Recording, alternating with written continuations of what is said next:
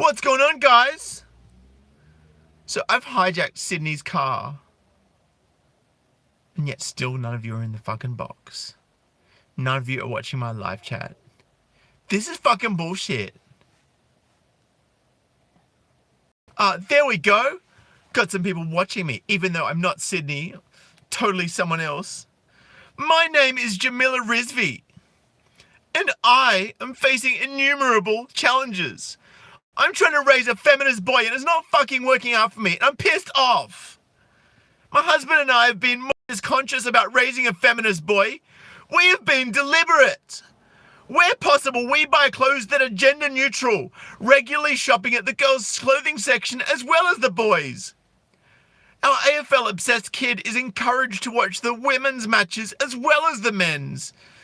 But he fucking likes the men's matches more, little misogynistic prick. And he likes to put on the tutu for the twirling as well. I even changed the genders of the characters in songs like Five Cheeky Monkeys so that it's Daddy who calls the doctor. And the doctor is a woman. Yeah, that's right. You go, girl. So strong and empowered and independent. Because that's what I am. I'm a strong, independent woman who's almost 50 and has 3 plus 8 cats. Shut up. We've taught Raffy to tidy up after himself, rather than expecting his parents to do it. Even though he is abominably ineffective, I still feel a flush of pride when he attempts to wipe up his messy placemat after dinner and put his bowls in the sink. Because it's such a fucking achievement to put your bowl in the sink. Well, it kind of is when you're a kid that's been raised by a retarded feminist mother like me. He thinks helping me take washing off the line is fun and asks inquisitively about how Daddy's iron works. I hope this early modelling sticks and that he never assumes it is the lot of women to clean and take care of him. Yet more and more, I cannot seem to shut out the avalanche of influence that exists beyond the walls of our home. Television, childcare, kids at the park, neighbours, extended family. And my friends are unwittingly starting to sway the views and expectations of my son.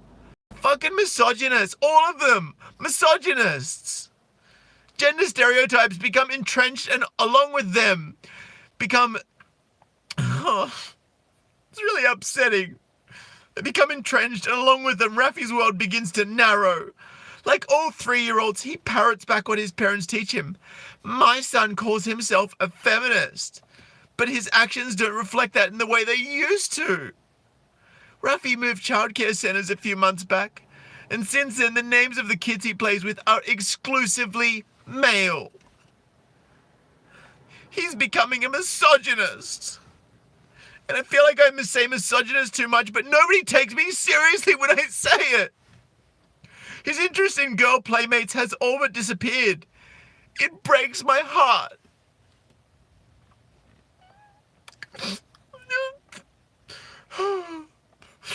He is no longer keen on dressing up or playing house. It's all dinosaurs and footy and fucking transformers and outer space. Now, of course, none of these things are inherently bad, I know, and I want to encourage his passions, whatever they might be. Yet I question how many of Raffy's interests are genuinely his own, and how much is being imposed by the structures and settings around him. As his parents, we worked hard to free him from those gendered confines, and yet as he grows up, it seems all but impossible to maintain. Gender awareness begins early. Everyone should know that. That's why we need to indoctrinate kids in transgender theory at 3. By the age of 2.5, a child can accurately identify a person's sex. In the following 3 years of life, this consciousness converts into something more, a set of expectations, assumptions, and rules. My son is living through that critical period right now.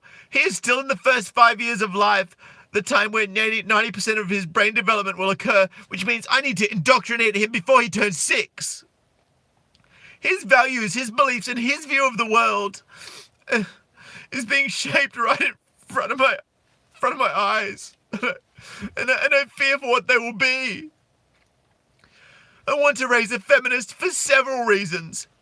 For the betterment of our society, for my own peace of mind, but most importantly, I want to raise a feminist to help secure my son's own happiness, because we all know how happy and fulfilled male feminists are.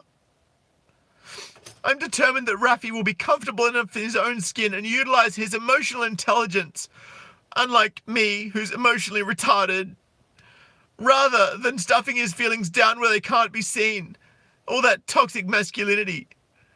And 13 Slayers just donated $15 to Sydney and said have a beer.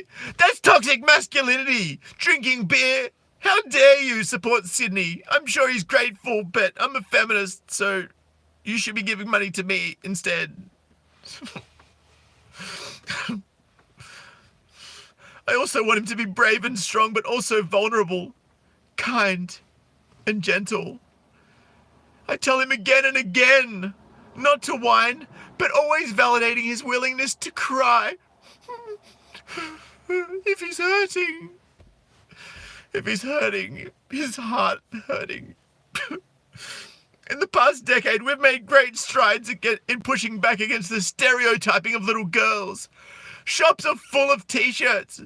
Sydney calls them bullshit t-shirts, but I think they're amazing.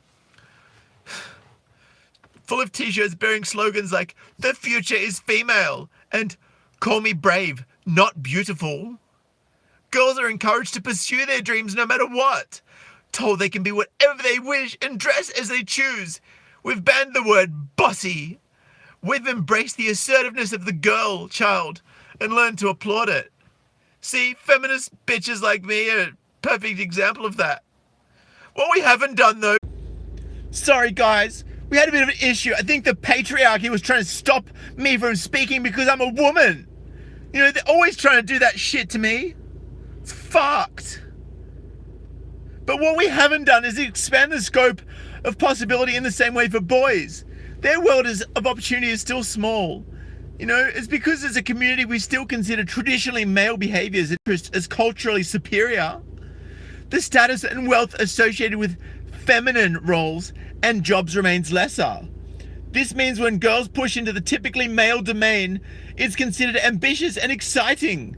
When boys do the same, they're diminishing themselves. It's worthy of commendation that a girl says she wants to be Prime Minister, but there isn't the same applause for a boy who wants to be a nurse. Breaking the mold is hard, no matter what, and yet we don't celebrate boys who break gender stereotypes. We just don't celebrate it, and we should, because that's what good feminists do. You know? It's just fucking fucked. Anyway, you know, when girls push into the typically male domain, it's considered ambitious and exciting. When boys do the same, they're diminishing themselves. And you know, my son's possibilities remain stagnant while his girl peers are expanding. And that hurts everyone. As Gloria Steinem once said, "I'm glad we've begun to raise our daughters more like our sons, but it will never work unless we raise our sons more like our daughters." Because that's totally...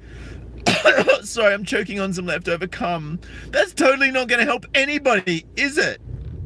It's with frustration but also resignation that I've come to realize my greatest ally in the feminist fight for my son's future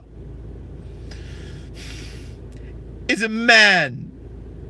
Can't believe I'm fucking saying this shit. The greatest ally in the feminist fight for my son's future is a man. It's the man who lives in my house. The truth is that I can speak about equality until my tongue falls out. But right now, it's my husband's words that have the greatest impact on the shared feminist project that is our kid. For better or for worse, I am my son's carer, nurturer, enforcer, teacher, devoted parent in puzzle solving and dressing up. But at this particular moment in time, I am not his chief role model. I'm just not. At 3 years old, he isn't ready to grasp the complexities of gender norms and stereotypes. His hero is his dad, and that is just who he wants to grow up like and be like. It pains me to write those words, yet at the same time, I pat myself on the back because I couldn't have chosen a better role model to marry and later divorce. But that's another video. Daddy is proving that girls are cool, that they're worthy of admiration, aspiration, and imitation, and that pretending means you can be whatever you wish. Feminist fathers are going to help save us and the day. And that's all I've got to say about that. So guys, if you like this video, give it a thumbs down. Totally don't comment after the live stream is finished. And don't donate to that misogynist Sydney at paypal.me/Sydney MGTOW. And his Patreon page, patreon.com/Sydney MGTOW. Don't do any of those things. Don't even go to subscribestar.com/Sydney MGTOW. Don't do any of those things. Because Sydney doesn't deserve anything. Because he's a fucking misogynistic prick. And I hate misogynists. And I hate the patriarchy. And I hate that my son likes my husband more.